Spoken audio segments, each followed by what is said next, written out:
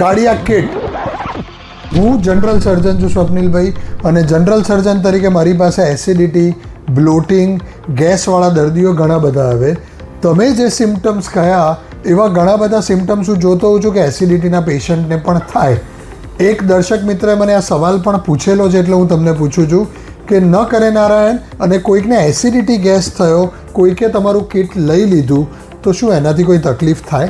Absolutely. આ છે ને લોહી પાતળું કરવાની દવાઓ આપણે જે કહીએ છીએ, એમાં મેઇન ડિસ્પ્રિન 325 મિલીગ્રામ ને ક્લોપિડોગ્રેલ કહીએ છીએ, તમને બી ખ્યાલ છે, બ્લડ થિનર હોય છે. એટલે કોઈક વખત ન કરે નારાયણના આવા કોઈ લક્ષણો હોય અને એવું પેશન્ટ લઈ લે તો હા, બ્લીડિંગ થવાના ચાન્સીસ રહેતા હોય છે.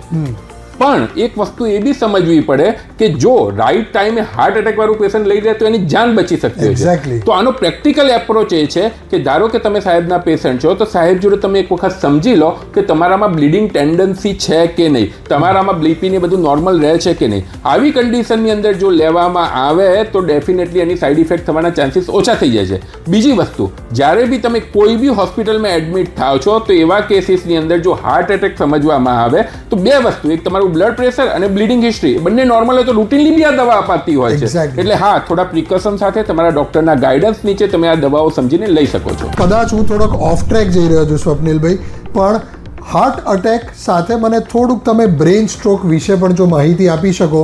બ્રેઇન સ્ટ્રોક એટલે શું અને બ્રેઇન સ્ટ્રોકના ચિહ્નો શું? ડેફિનેટલી. હાર્ટ એકદમ એવું વસ્તુ છે કે જે લોકોના લક્ષણો તરત ઓળખાઈ જતા હોય છે, એટલે પકડાઈ જતું હોય છે. બ્રેઇન એવી વસ્તુ છે કે એની અંદર ઘણી વખત લક્ષણો ઓળખાતા નથી હોતા. ઘણા લોકોને અચાનક હાથની અંદર વીકનેસ આવવા માંડે, અચાનક કન્ફ્યુઝન જોવા માંડે, આંખની અંદર અચાનક જોવાનો દેખાવા મળે, તો બ્રેઇનનો ખ્યાલ છેલ્લો આવે છે. પહેલા કાં તો આંખ દેખાય, કાં તો હાથની અંદર કંઈ બતાવે. એટલે મેઇન જે હાર્ટની અંદર બ્લોકેજ થાય એ રીતે બ્રેઇનની બ્લોકેજ થાય તો બ્રેઇનનું બ્લડ સર્ક્યુલેશન કોમ્પ્રોમાઇઝ થતું હોય છે ને એના લીધે આ બધા લક્ષણો આવી શકતા હોય. જો કોઈ દર્દીને અચાનક એક આર્મ કે એક લેગની અંદર વીકનેસ આવવા માંડે, ચાલવામાં ડિફિકલ્ટી થવા માંડે, વિઝન પ્રોબ્લેમ થવા માંડે, મગજની અંદર કન્ફ્યુઝન થવા માંડે, તો આ બધા જ બ્રેઇન સ્ટ્રોકના લક્ષણો હોઈ શકે છે. અને જેમ હાર્ટ એટેકમાં ઇમરજન્સી પીરિયડ હોય છે કે વિધિન ફ્યુ અવર્સમાં તમે લોહી પાતળું કરવાનું ઇન્જેક્શન આપો તો જાન બચી શકે છે, એ જ રીતે બ્રેઇન સ્ટ્રોકની અંદર બી વિધિન 4 અવર્સની અંદર જો પાતળું કરવાની દવા આપવામાં આવે, ઇન્જેક્શન આપવામાં આવે તો માણસની જિંદગી બચી શકતી હોય છે. સુપર.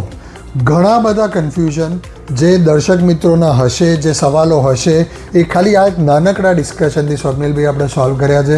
આઈ હોપ હું અને સ્વપ્નિલભાઈ તમારા માટે થોડી ઘણી મદદમાં આવેલા છીએ, તમારા હાર્ટ અને બ્રેઇન રિલેટેડ કન્ફ્યુઝન દૂર કરવા માટે.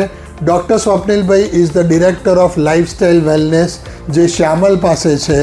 હું એમની ડિટેલ પણ મારા ઇન્સ્ટા પેજ પર તમારી જોડે શેર કરીશ. I hope we were helpful in clearing all the doubts. Take care guys. Jai Hind.